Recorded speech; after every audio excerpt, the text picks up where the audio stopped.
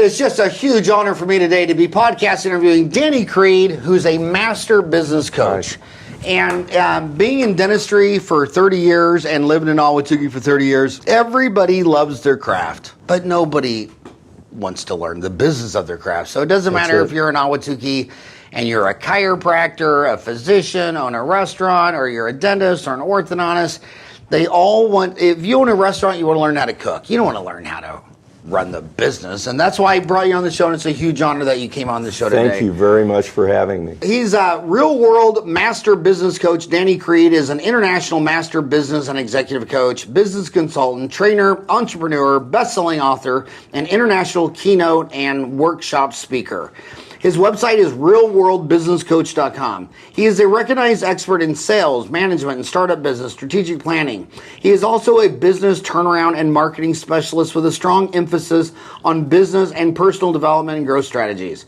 Dan is an elite Brian Tracy International Certified Sales Trainer and a founding member trainer and facilitator of the Brian Tracy Global Corporate Training Courses and the Sales Success Intensive Course. Coach Dan has over 13,000 recommendations and has logged to date over 14,000 business coaching, consulting, and training hours. He has been involved with 14 successful startup businesses with over 400 business turnaround challenges. Coach Dan is the unprecedented 6-time recipient of the Focal Point International Brian Tracy Award of Sales Excellence. His latest book is a must-read. It's on Amazon. It's called A Life Best Lived, a story of life, death, and second chances. And what I love about your book is people are brutal on social media.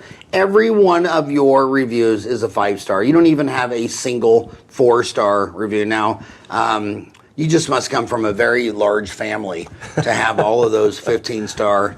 Did you offer them a free Starbucks card at the last Thanksgiving dinner? That's a good idea, though. That's a good idea. So let's start. Whether this show's watched by dentists, it's watched by people in Ahwatukee.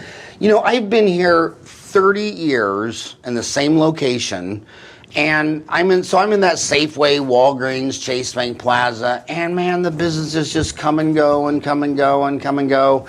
And I can only name a couple of restaurants in Ahwatukee that have been here the whole time. There was Bob Benny's, there was CK's. You know how many restaurants have come and gone in 30 years for just CK's and Bob Benny's? And you look at CK's and Bob Benny's, and it's not that they're just the most spectacular restaurant in the world.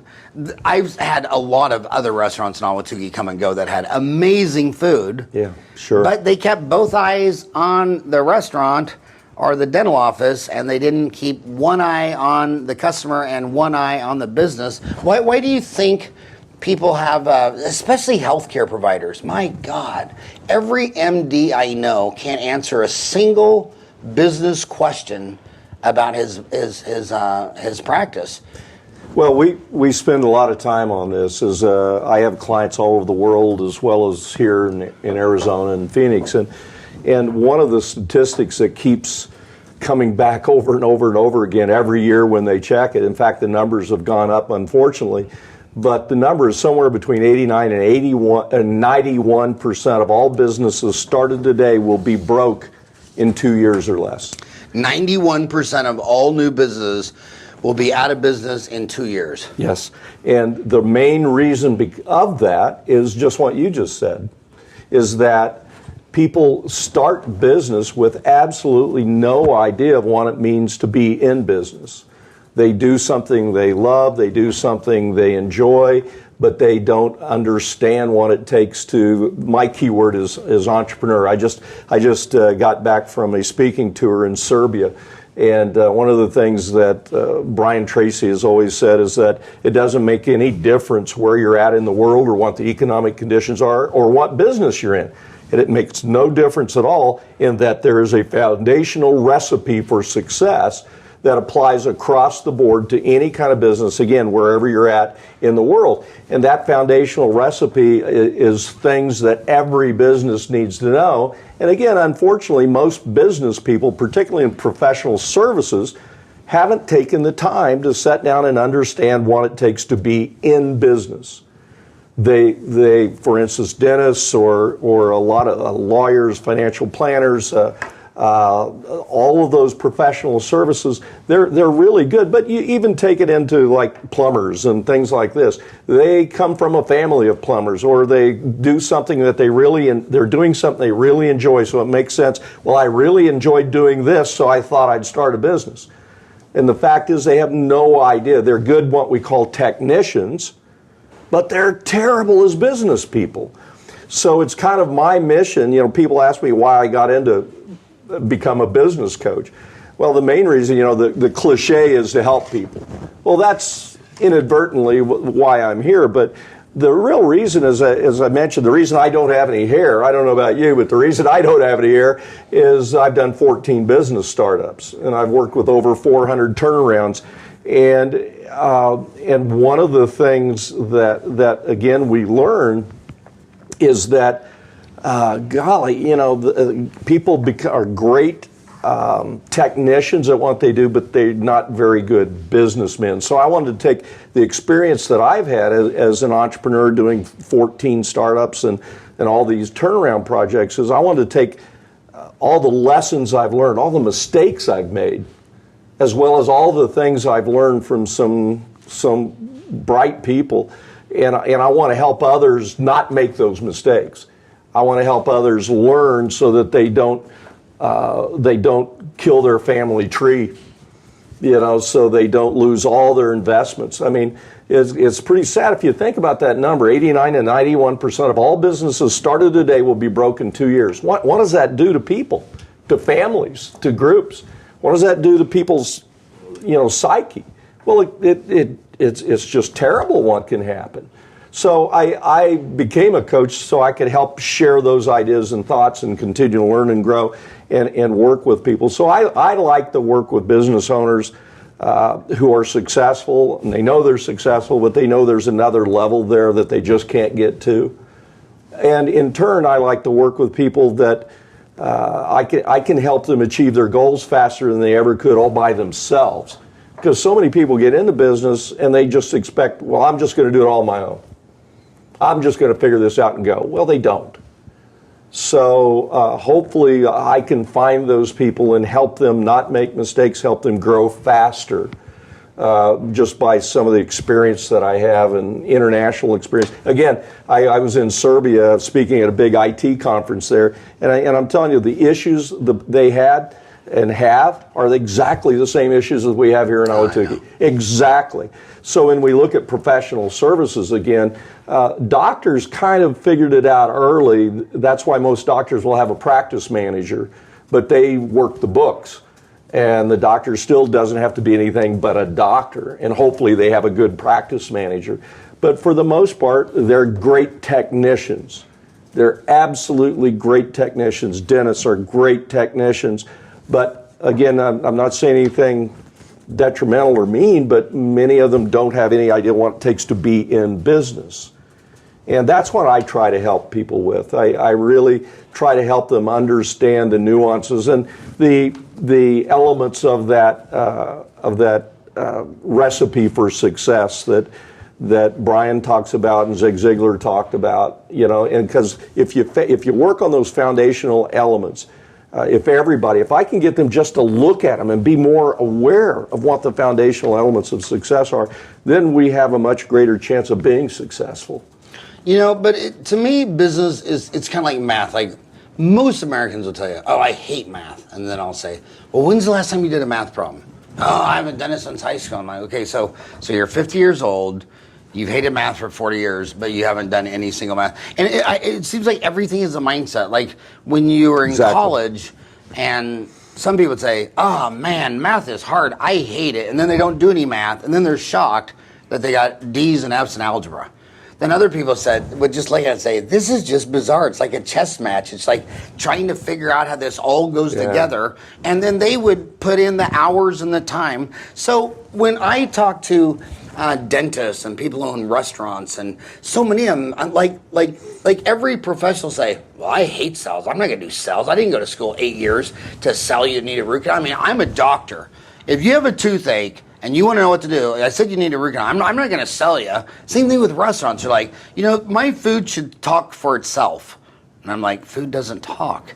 But they tell you they hate math, they hate business, and then they try to delegate on their unsuspecting wife. And it's like, well, you run the business. Like, okay, when you were dating her, did you decide that you were going to be married and have children because of her business resume? I mean, nothing on her resume said, I want to run your $1 million restaurant. And then you just throw it to her because she doesn't want it, because you don't want it. And she's like, my heart is with these 3 kids. And so how do you change someone's mindset to like math or running their business or selling when they just have already made up their mind? They hate math, they hate business, and they're not going to sell. Well, the key word there is mindset. And the fact is, you can't always change. Very seldom can you change that mindset. So the key to all of this is number one, changing attitude. The Carnegie Foundation, of Andrew Carnegie's organization, they created a lot of research, and I worked with I do an exercise. It's called the Carnegie Triangle. And what we learned, the very short version of the results of this, is that we will ask people to list all of the traits that go into being successful, that a leader or somebody that's successful has. And I've had as many as 85 in a group setting. I've had as many as 85 traits that we've identified.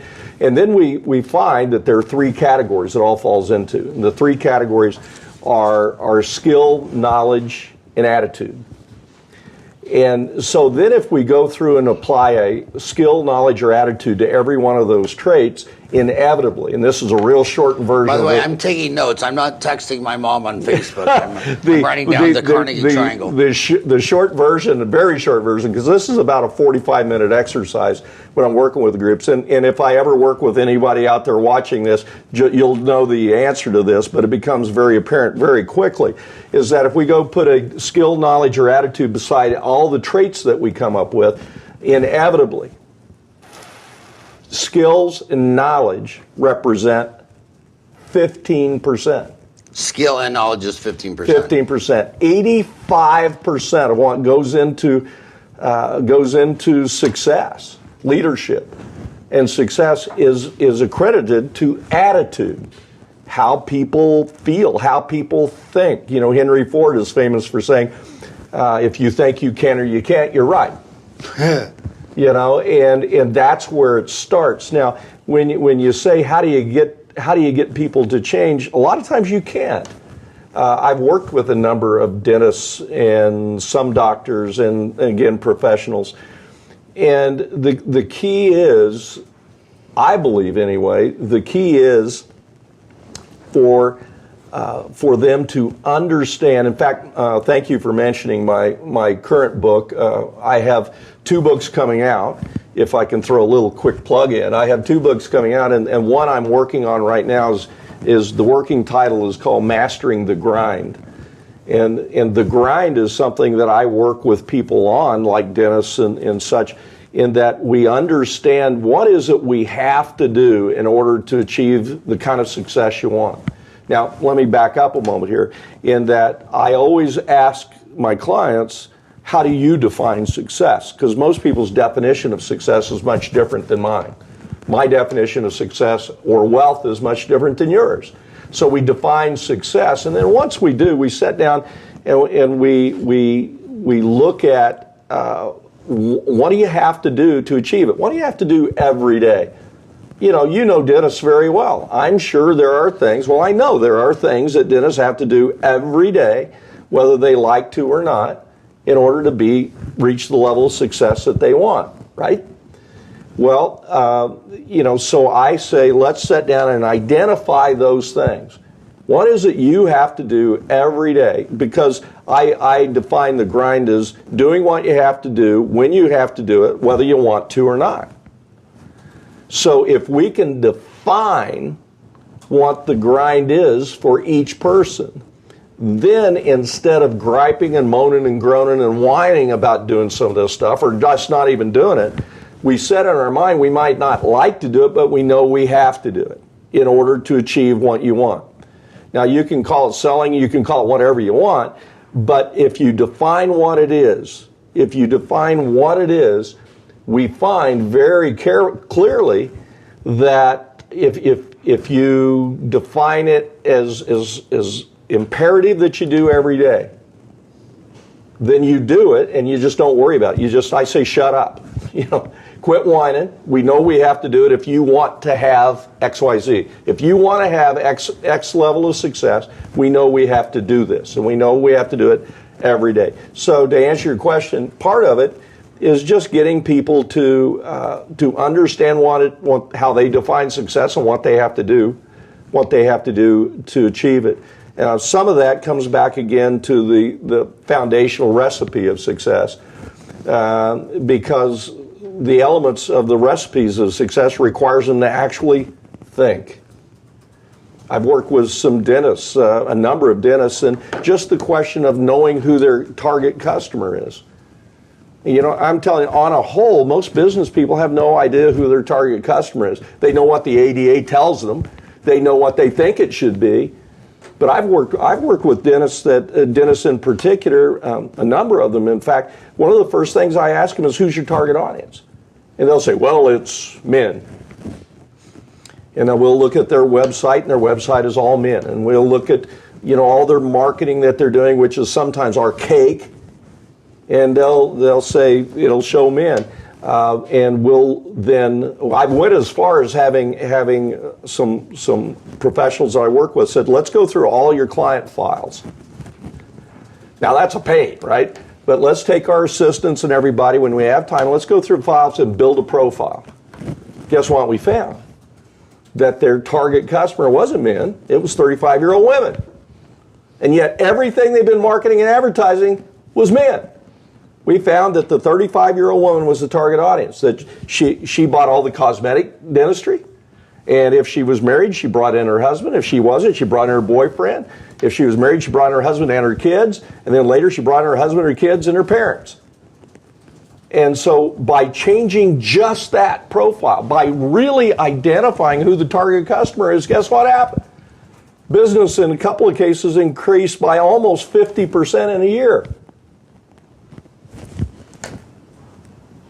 But you should know. But we come back to what should you know, and that's what I work with in helping professionals like dentists and other professional categories, restaurateurs and such, really understand their business better. Because one of those elements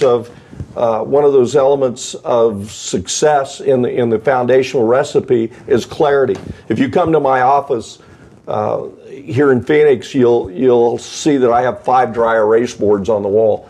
And all 5 of them have the word clarity across the top of them. Now, where is for the people who live in Ahwatukee, where is your office in Ahwatukee? I'm at 46th in Chandler Boulevard, right on the west end of the Kohl's Plaza there. There's professional offices there. I've been there for almost 11 years. The west end. What's next to your office? We're in the Kohl's, if the big Kohl's store, we're on the west end of that there. So it's a professional office space. Can I tell you about my Kohl's nightmare? If you want. I don't know if you know this or not, but I'm not a big shopper, but Kohl's, it's a square building and all 4 entrances kind of look the same. So about 1 out of every 10 times I walk out of there, I think someone stole my car.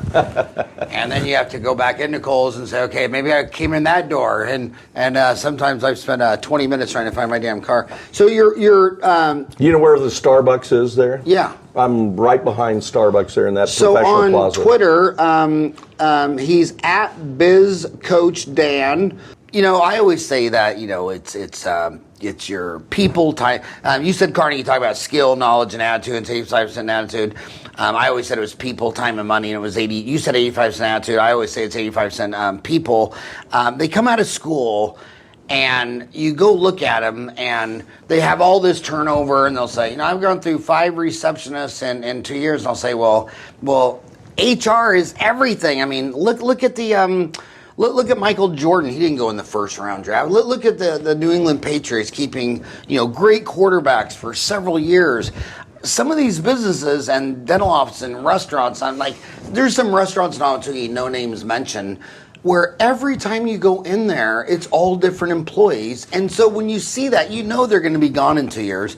So my specifics are, you're a business owner, you love your craft, and you're shy and you're introvert, but now you got to be a leader, and you got to do HR, and you got to hire people. And people always say to me, you know, HR is tough. It's like, well, it's tough for everything. Look at the NBA. I mean, the Arizona Cardinals. I mean, you know, they had a great season, but then you lose your quarterback, you lose your backup. So HR is always an issue. I don't care if your company's 50 years old. I mean, some of these NFL football teams are 50 years old, and then they just lost their starting quarterback and their great running back and their tight end, and they're back to ground zero. What advice would you give for this business owner who just wants to do their craft, and now they got to be a leader and HR and attract and retrain great people, and they would rather just be alone in the kitchen cooking lasagna? Well, the first piece of advice I always give is learn your business. You don't have to do it, but learn it. Because that's how you find people stealing from you and that kind of thing. You don't know your business. You know, let me ask you, you can answer this, but how many professional services people do you know where the industry taught them how to run a business? You can talk about dentists. Of all the years a dentist will go through college, how many business courses were they required to take? None. And if I owned a Chick-fil-A, the mothership franchisee would be helping me run my business. But in dentistry, the mothership is a nonprofit organization, the American Dental Association. I mean, when your mothership's a nonprofit, that's your first warning. Well, again, though, from that standpoint, whether most professional service organizations, the organization doesn't teach them to be a better business person. They teach them to be a better technician. You go through college learning how to be a better technician, how to be a dentist. You go to conferences. They teach you how to be a better technician. Same with real estate, same with financial planning, same with almost anything, any professional service you can be. They're taught how to be better technicians. You want to know the funny example? You and I are both from Kansas. Yes. We just found that out. The funniest story I ever came, way back in the day, 1998, I came out, back when it was VHS, I came out with this 30-day dental MBA to help dentists get some training in their HR and people and insurance and overhead. And my two oldest sisters went straight into the Catholic nunnery, straight out of high school. And my oldest sister was talking to a troubled priest, and so just like Dennis, I went to 8 years of college to be a dentist, he went to 8 years of college to be a seminary. The day after he graduated, they sent him to Fort Scott, Kansas. He's in charge of a church that has an elementary school that's $1 million in debt, and teachers are quitting, and parents are upset. And he's thrown in this deal, and he's like, we read the Bible for 8 years, and you're HR and teachers and budget deficits. So my sister said, well, my brother teaches this in dentistry, read it safe. So this Catholic priest sends me a letter 20 years ago. It was in 1990. He says, I just want to thank you because I know that this was all aimed for dentistry, but I just took out the root canals, fillings, and crowns and put in teachers and PTA meetings. And he goes, this is the only training I got. And it's like, how could a seminary train you for 8 years and then you're supposed to run a Catholic school? Well, I say the same. I say the same to professional services, to dentists and lawyers and real estate agents and everyone else. How can an industry? I blame the industry. I don't blame the guy, man or woman doing it. I blame the industry. Why don't you teach the people? You spend 8, then you have another 4 years of working for someone else and building your practice. Why don't they teach you how to do that? There's not a single sales class required. There's not a business course required how to read financials. So that's where I come in. That's where people like me come in that I love to work with these people because most of them I teach them either how to learn it themselves or how to build a team. To answer your question, one of the ways to do that is understand your business well enough that you can build a team. You can build a team that you trust and know that can do the things that you don't know how. I mean, the great businessmen of our time, Bill Gates, always said that, the reason he was so successful is that he hired people around him that were smarter than he was, that knew how to do some of those things. He brought in Steve Ballmer to be the CEO because Mr. Gates didn't want to be a CEO, didn't know how to be a CEO, but he let Steve Ballmer become a billionaire because Ballmer was the guy that ran all over the stage and went crazy and could do that, could pump up investors and do that kind of business. So as an independent business owner that is a professional services provider, you have to learn how to do it. You have to get some semblance of knowledge of how a business runs, HR and selling processes and the science of marketing and things like that, and then so that you don't get taken advantage of. And then you either learn to do it yourself and learn to become a business person as well as a professional, or you are smart enough then now to build a team around you. But you can't just hire a bunch of people because, again, that's where you find people. I just talked to a gentleman the other day who had a bookkeeper steal a couple of $100,000 from him. He didn't even know what was happening. He just knew all of a sudden he wasn't paying bills. He was getting calls from suppliers that's saying, well, we're going to cut you off. And he's, well, what are you talking about, cutting me off? And so we brought in a forensic accountant. I had started working with him. We brought in a forensic accountant and found that all this money was missing. Now, do you use a forensic accountant out of Phoenix? There's a couple, yes. That if my client is here. Yes. Well, if you ever have a lead, I'd love to do a podcast with a forensic accountant because of the dental consultants I know and business consultants that in dentistry for 30 years. Every dental consultant I've talked to said when you go into dental offices, 50% are being embezzled from. They don't even know it. I also want to say something about ego. Like when I was talking to this dentist last night, he was all upset because his front office, he can't keep anyone even a year. Every 6 to 9 months. And I said, well, who's hiring all these people? And he says, you. And I said, well, if I own a football team, if I own the Arizona Cardinals, well, I'm not a scout. I hire scouts. And you go in the NFL, you have scouts that all they do is scout just the quarterbacks. And they know every single person on earth that could potentially play NFL. They know every starter in any college football team. And it's kind of like, well, you know what? If you have a miserable track record, maybe you're just really lousy at HR. Maybe, and I thought I was really good in HR until 20 years ago. I hired this bookkeeper named Lori, and Lori was just so much better in HR. So if you're doing something you're really lousy, you got two choices: either get good at it, fix it, or find someone on your team who's better at it and delegate. And as far as the accounting goes, so many people rely on a CPA, and that CPA doesn't know any of your business. And I went to the same church as Dan and Beverly Carney, the founders of Pizza Hut. And I remember Dan telling me when I was in high school that he said, every millionaire I know, he said by the time they had 5 employees, 2 of them were full-time bookkeepers. And he said, see this construction company over here? They remodeled a house, they built an office deal, they did a remodel, and they know to the penny if they made or lost money on every other account. And you know which construction companies go out of business? They just bid these accounts and they don't know where they're making or losing money. And he always said, know your costs, keep all of that in-house.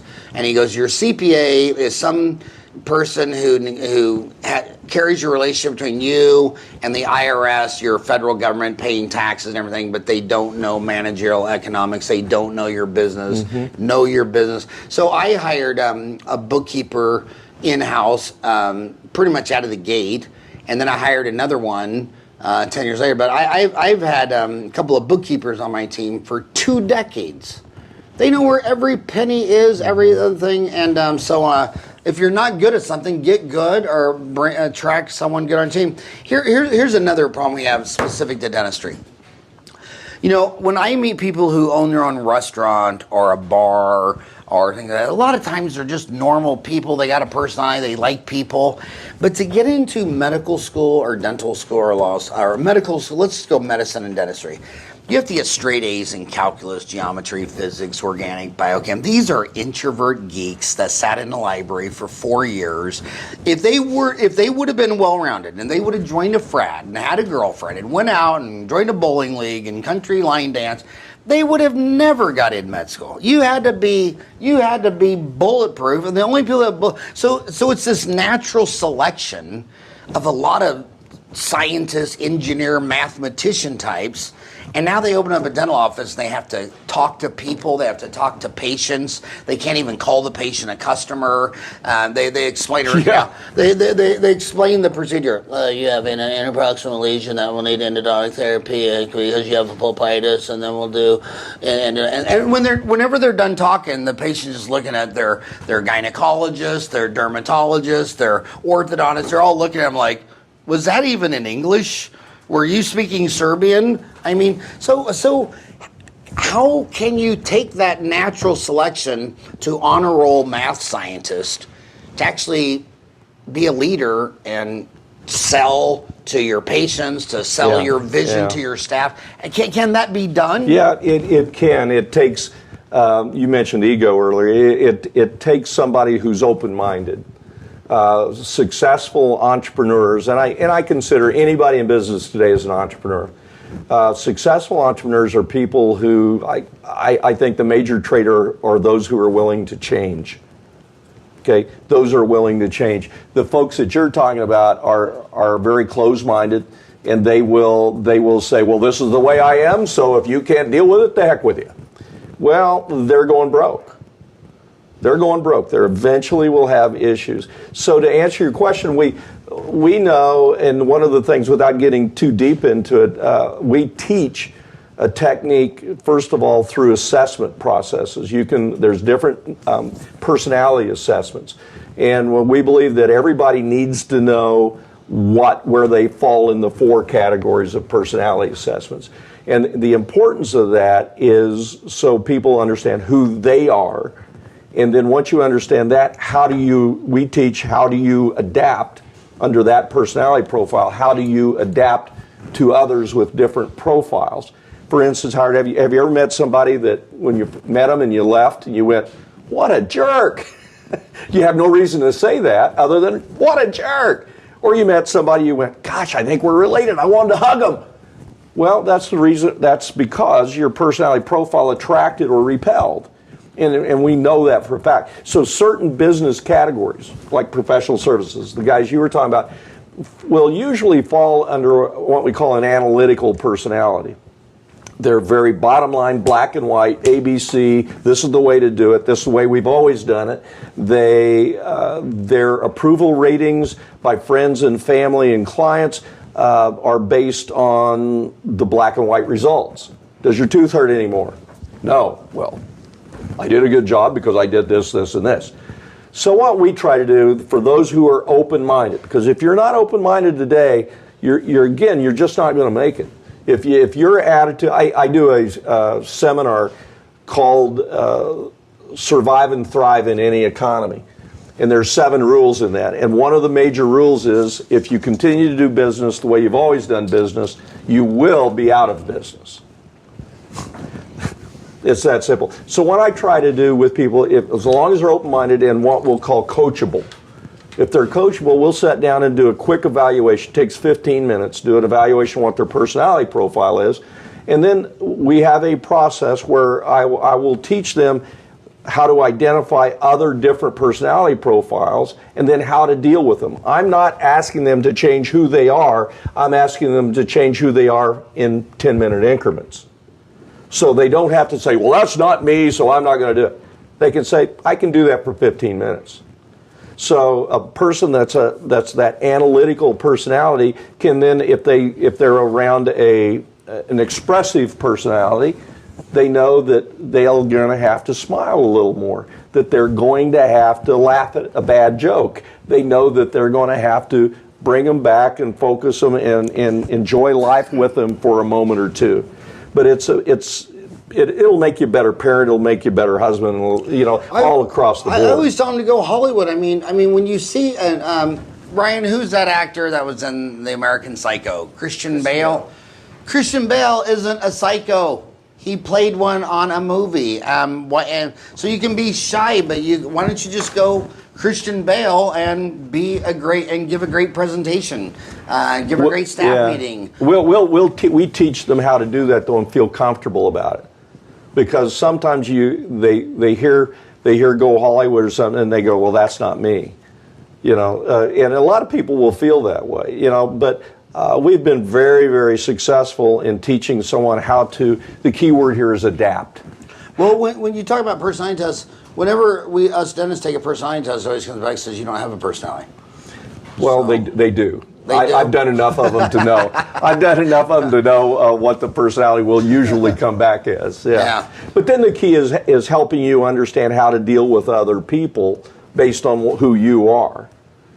It's kind of funny because when I went to ASU, you're really told to believe that, man, if you learn calculus and physics and if you learn all these things, it's going to be the secrets to the universe and you'll be a superhero. And then you come out and you learn that it's like, no, it goes all the way back to kindergarten. The people who mastered the sandbox, the people who have the best people skills go the furthest. Well, not the most geometry skills. One of my favorite quotes is a paraphrase, but one of my mentors used to say, the world is full of educated derelicts. That knowledge is not power. And we're told our whole lives that knowledge is power, correct? Knowledge is not power. It's the application of knowledge that is power. And so that's the missing link usually. People don't apply what they know. Many of them know it. Many of them have been taught to it to an extent, but they don't apply it. And they don't apply it because it's not easy, it doesn't fit them, whatever excuse it is. Today we've really got an issue of whiners. We've got a whole litany of whiners, people who whine about, I've actually had, this came up last week, I actually have had people hire me or try to hire me knowing that their business was going south on them. And they just needed somebody to blame other than themselves. They were hiring me to have, while I tried coaching, it didn't work. I can smell that out now. You've got to just step back and understand what's going on. First of all, be willing to understand what was going on, and then change it. Then adapt and change and apply the knowledge that you have. But it's people need to take responsibility today, and I think that's a really big issue. If there's certain elements and certain things in today's world, because it's moving so fast with technology and everything like that, we've got to learn how to change. And whether you're a dentist or a doctor or a pipe fitter or whatever, you've got to be willing to change, because the past is probably last week. Things are moving so fast with technology and marketing, and more than anything, how consumers buy. Howard, do you have any? I'm sure you've talked to dentists and as a dentist, but most people have no idea how easy it is to be replaced today. You know how easy it is to be replaced? Most people. Hey, I opened up my dental office 30 years ago, and Arizona, Utah, and Nevada didn't even have a dental school. Now there's a dental school in Mesa and Glendale. Utah has two. Nevada has one. So in the Valley, they graduate 217 dentists a year. So every year in the Valley, there's 217 more dentists year after year after year. 30 years ago, you were booked out a month in advance, and the patient just had to wait. Now there's a dentist on every single corner. Absolutely, and I tell this story a lot. So again, if I'm ever speaking in front of you, just bear with me when I tell this story. But I was doing a seminar on the science of marketing. When I do this, I don't talk about how to use Twitter and such. I talk about the things that you need to know about your business to make any kind of marketing work. Okay, and most people don't know that. But I had a heckler in my, and there was about 2,000 people in the crowd, and I had a heckler, and believe it or not, And so I said, I got to deal with this. I have to deal with it. He was like going, oh, baloney. That would be replaced. That's not true. I go, look, pardon me, everyone. We're going to talk. I said, sir, what do you do? What's your name? And we'll call him Bob. And he goes, Bob. And I go, what do you do? And he goes, well, I'm in heating and air conditioning. And I says, fine. Let me show you how easy it is. Give you a quick demonstration how easy it is to be replaced. I held up my phone. I held up a microphone. I punched a number, and you hear Google comes up. I go, Google, how many heating and air conditioning companies are there within 20 miles of where we're standing? I hold it up, 1, 2, 3, bing. There was like 82. I said, okay, watch this. Boom. It rings. A guy says, hi, Ralph's Heating and Air Conditioning. I said, sorry, Ralph, wrong number. Threw my phone on the table, says, that's how easy you're replaced. There is no loyalty today. You know, when we were growing up in Kansas, we went to the same drugstore, the same grocery store, the same bank for generations, right? It's not that way today. If people don't like you, and you know, we have companies like Costco and places like that to thank for this, because what happens? You can buy anything there, and if it doesn't work or you don't like it, what happens? You can take it back without question. So today, people have this. I say this, Howard, that there is no reality in today's world. In today's business marketplace, there is no reality. There is only the perception of reality. And what that means is people create a perception because everything's knee-jerk. You see, some people don't buy what they need, they buy what they want.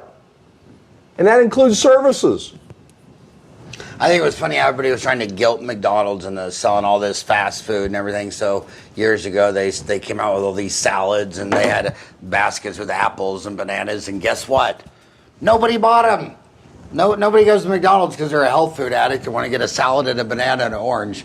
People get what they want. That almost killed them. You know, and I too knew Dan and Frank Carney.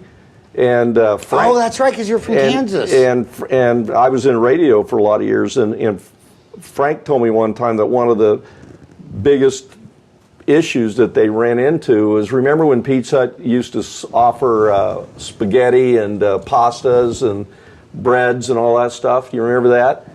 Well, that really hurt them, because when people used to say, let's go get a pizza, they always thought Pizza Hut first. But when they added when they became perceived as an Italian restaurant, people now put them in a whole different category. And that almost killed them. And they got it turned around, but it almost killed them because they tried to become something they weren't. Like McDonald's, you know, offering all this health food stuff. That wasn't what they were known as. You know, same with Pizza Hut, and the same with any business. You know, understand what your business is. Understand why people come to you, and don't try to be much more than that. If you're offering peripheral services and such, those services have to be complementary, not competitive. You know, if you're offering a competitive service, which is something that competes with your other business, you're always going to have issues. It'll kill you. But if you offer something that makes sense, if you offer something that is complementary to your base business, then you can add additional revenue streams. And we talk about a lot of this in the seminars and workshops that I do with dentists and professional services. There's not hardly any theory in these workshops that I do, because I've worked with so many different people and been a businessman myself, which is one of the issues of a lot of people who call themselves business coaches today. Most of them have never owned a business, but I have that experience. And so when I get in front of a group like that, we talk a lot about real world experiences. That's why you'll see my website is branded Real World Business Coach, because we don't talk a lot of theory. We talk about real world applications, because any conversation I have with you, with them, with the folks out there, I want you to leave with applicable, actionable steps to take. Not being all pumped up and then be depressed tomorrow. I want to say two things on what you said so far. When you said how easy it to be replaced, I always want to remind people that the Fortune 500 in 1950 by 2015, 88% of all those companies are gone. But they say, well, that was back then. Well, since the year 2000, 52% of the Fortune 500 companies are gone. Over half. And and those Fortune 500 companies, they have very sophisticated management. And I want to say something about Frank and Dan Carney, because Dan's wife Beverly passed away. A lot of people give a lot of credit to Frank and Dan Carney, but I'll tell you what, Beverly was, in my opinion, was a genius behind the show. She was the one. I mean, she was unbelievable. She was looking at all these little Pizza Huts around coffee, like Coffeeville, Kansas, and all these littles, and she would sit there and realize, okay, by the time you build a pizza, you got to build the land and the building and the deal. Everybody eats from 12 to 1. They all come in and look at the process. We seat them. Then we take their drink order. Then we get their drinks. Then we take the order. Then we go make it. Then we deliver it. And it takes about 45 minutes, and they wolf down the food the last 15 minutes, they leave. Then she'd take all the tickets, divided by the number of people, and she kept coming back to this $2.99. And then one day she sat there and said, well, they're all going to spend $2.99, but if we change the process and come in and we just have a $2.99 all-you-can-eat buffet, they come in, they make their own drink, they go to the buffet, they get all their food, they sit on the table, they eat, and they're gone in 30 minutes. They revolutionized, turn the tables. So now we get to turn the tables twice, so she doubled the return asset. Think about it, you built a Pizza Hut store. It sells $1 at lunch because 20 tables come in and spend $1. But now that 20 tables come in and they flip in 30 minutes, and then another 20 tables are loaded and flip, now that dollar store is doing $2. Beverly Carney, Dan Carney's wife, actually pioneered that, and I think she's the reason that it exploded and was sold to PepsiCo, and they all lived happily ever after. But anyway, and then I want to say, I want to ask one more specific question. So if my homies go to your website, businesscoachdan.com. What are they going to find at businesscoachdan.com? Yeah, you'll find really what I'm all about. My LinkedIn page will give you even more, but the businesscoachdan.com will give you an overview of what I do and how I do it. Most importantly, there's a section there that we have case studies. There's almost 30 case studies on there of the business, what the issue was, need or problem, what the solution was, and what the result was. And if you really want to see real world results, you can go to that. And if you go to the website, I hope you do, be sure to look up the case studies, because that'll give you an idea of what we do and how we do it and the results. We've been very blessed over time. We've been really blessed over time with the results that I want to say something. He's too humble of a guy, but he's on LinkedIn. He has 29,000 followers, 29,611 followers. Let me tell you about something on LinkedIn. Maybe 1% go to that from, you have 50, 100, 500 to that 500 plus. Maybe that's like 1%. To have 29,611 followers, that's legendary stuff. They cut you off at 30,000, so yeah. I keep it a little below 30,000. I just added a business page so we can overflow it. Microsoft bought LinkedIn. They bought Skype, and every single time LinkedIn prompts me with some survey, that's the only thing I say.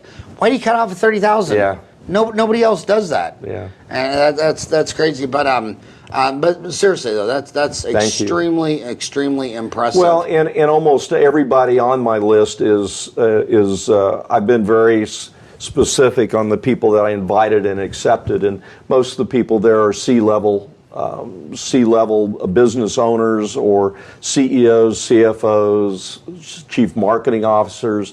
They're business owners. I've tried to keep it within the people that I hope to influence and work with. But it's a big decision to hire a business coach. I see on your website, book a free session at businesscoachdan.com. So this is uncensored. This is raw. I don't want to talk about anything anybody agrees on. In the uncensored deal, if someone's listening to you and they say, no, I'd kind of like the services, but they're afraid. Like, what does it cost? Is it $1 million, zillion? And furthermore, they always think, Well, you don't understand because my business is totally different, and I got this totally unique problem. You've never heard of my problem before. How do they? First of all, I'll bet you $1,000 I have heard of their problem before. In this business, you hear of everything. I could write a whole book just on stories. Well, I put that in there because if they qualify, first of all, I never ask anybody to pay because in the beginning, because when they're interviewing me, I'm also interviewing them. I want to work with somebody that's open and that is coachable, and that I know if working together, if they'll do what we decide is the best move, that they will be successful. So, but I like to give about an hour free coaching session. It's a sales-free zone. Is it a phone call? Is it Skype? Is it in person? It just depends if they're here or they're somebody else in the world. And if they're somewhere else in the world, we do an hour Skype or Zoom call, and we just talk about their issues and needs and challenges, sometimes problems. A lot of times, the thing that messes with people isn't necessarily a problem; it's a challenge or need that they never were taught. So I'll do an hour. And just talk about their issues and maybe give them some insight and thought. And then if they would like to talk about working with me, then we'll talk about it. But, it's not a setup or a pitch. So, again, I like the work. I want to work with business owners. I love to work with professionals. I even do from time to time, we'll do workshops like for dentists and professionals where we'll have a location and invite people in, or we'll do an online program.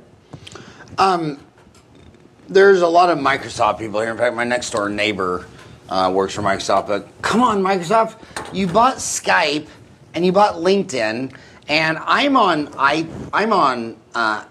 Apple, so I can FaceTime people. Now you're on Droid, you're on Samsung, so you can't FaceTime people. No, but LinkedIn. But I can do Skype on there. Yeah, but LinkedIn owns Skype, so I should be able to go to your Skype, your LinkedIn page, hit the phone icon, and then be able to have a FaceTime with you. Should. I'm a dentist and I know that. I tell my neighbor every time I see him at the driveway, I'm like, "Hello." They bought what did they pay? $11 billion for Skype. It's like, you own that asset. Why don't you make that seamless? Because I like to, when I'm talking to people, I really like to see them because so much of communication is body language. Oh, yeah.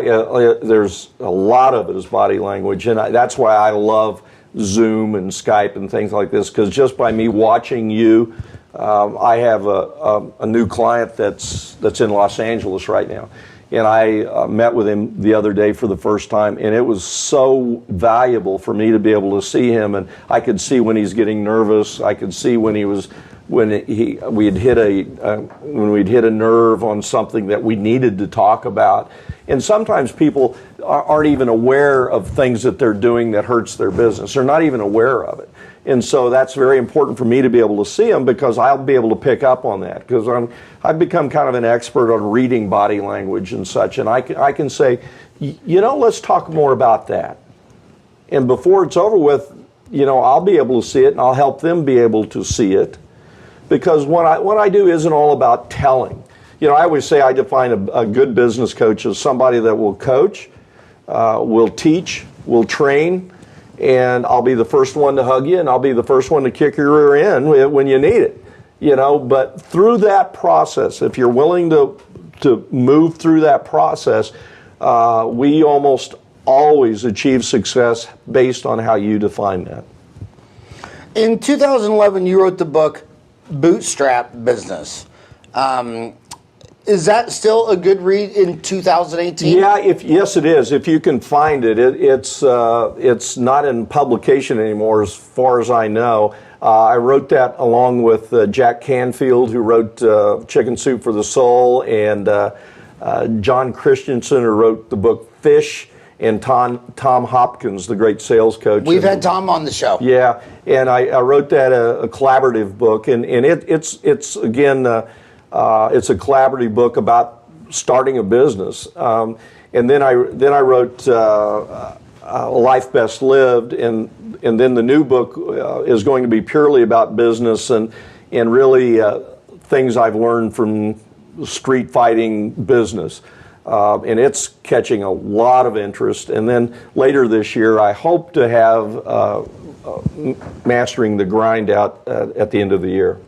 Well, you got a busy year if you're going to release Real World Business, Straight Talk on Surviving and Thriving in Business, and then the book Mastering the Grind. You know what the first thing I thought of when I read the title of that book, Mastering the Grind? One of my favorite books of all time was the autobiography of Ray Kroc, the founder of McDonald's, grinding it out to making McDonald's. And it was my favorite movie of 2017, The Founder. Yeah. Who was that? Michael Keaton, wasn't it? Michael Keaton. I mean, the thing that's neat about talking to dentists is every famous person on earth goes to the dentist. So talk about 6 degrees separation. If you're a dentist, you got 2 degrees separation. I mean, from almost anyone. Well, you couldn't be the CEO, or you couldn't be anybody in who's made it to that league and be missing your front tooth and have dirty teeth. That's right. But if you're what was the movie star's name? Michael Keaton. Michael Keaton, I believe. Michael, if you're Michael Keaton's dentist, listen to me. You tell him that was the greatest movie. I got to see him when I was 10. So my dad. I was born in 62. In 72, when I was 10, he bought a Sonic drive-in franchise in Wichita. So he had 5 Sonics in Wichita. He had one in Kearney, Nebraska, Childress, Texas, Abilene, Kansas, Louisville, Kentucky. And so now I go to dental conventions, but when I was with Dad, we went to restaurant conventions. So we drove down 35 from Wichita through Oklahoma City to Dallas, and at a restaurant convention, Ray Kroc spoke, and I was I was about 10 years old, and I was sitting in the front row, right on the aisle next to my dad, and I was 10, and now I'm 55, so I don't remember. Can I give you my Ray Kroc impression? Yeah. All I remember from the whole deal, he says, "You know what?" So the whole deal, if you go back in the day, after World War II, we didn't have interstates. And when our 5-star General Eisenhower was in Europe, and he saw Kansas. that Abilene, Kansas. When he was in Germany, and he saw how they could make a tank and put it on an Autobahn and drive it 90 miles an hour to the shipyard. And then he'd see the tank made in Ohio, and it takes 6 weeks going down dirt roads to make it to the base in San Diego.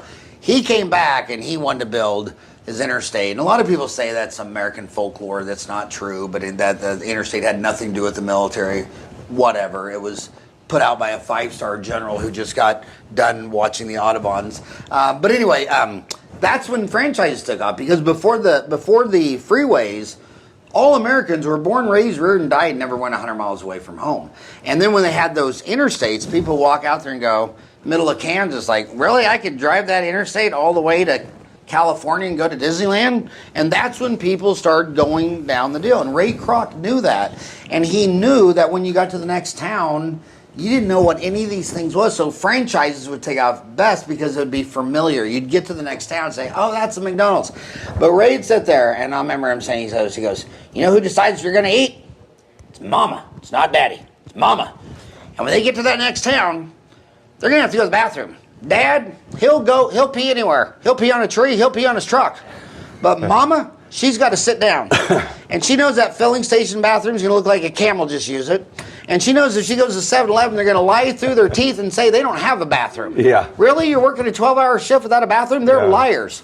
So at McDonald's, what we're going to do is we're going to clean the woman's bathroom every hour on the hour. And every woman in America driving down that freeway is going to know the cleanest bathroom in town is at the McDonald's. And they'll buy something when they come. And when she's in there sitting down, Daddy Bear and Baby Bear are going to be buying salty French fries and that deliciously cold Coca-Cola. I mean, I can remember that verbatim. And I remember thinking, that just makes sense. And you know what I take away from hearing Ray Kroc, but meeting Dan Carney. Dan Carney was such a jewel. He was so available to all these dumb kids in high school. You had a business idea, you could drive over to Pizza Hut, and Dan would listen to you at 14 years old. And, we used to have him come and speak at our radio station sales meetings. Oh, what a saint, man. And gave all his money to charities, on every board of every charity thing. But what I remembered about those two guys the most is all their genius insights were about the simple ways humans work and think. It wasn't about algebra, calculus. There's no fancy theories. It was, this is how people do it. This is what people do. This is how they work. This is how they think. Sure. And if you if you focus more on psychology and anthropology and sociology, just focus on your own damn family reunion. Would your Aunt Imelda agree with what you just said? Would your Uncle Charlie? And a lot of people say, you know, that person that wrote that Yelp review was crazy. You know, half your family's crazy. People are crazy. We're humans. Humans are crazy. And I just love those people. But that movie as a founder, I want to. I know you're a busy man, and I can't believe we already went over an hour. His website is www.realworldbusinesscoach.com. Oh, I have you at businesscoachdan.com. That'll get there as well. Businesscoachdan.com. Okay, businesscoachdan.com. And there's a button there, book a free session. So if they hit that book a free session, it just asks for your name, your email, your phone, your message, submit. And then you'll call them on the phone and talk about their special, unique situation that no one's ever heard of before. And then you can tell them how you've dealt with that exact situation 100 times before. Yes. Thank you so much for coming on the show. Thank you. And it's been a real honor. And thank you very much. I hope you have a great day. Thank you very much.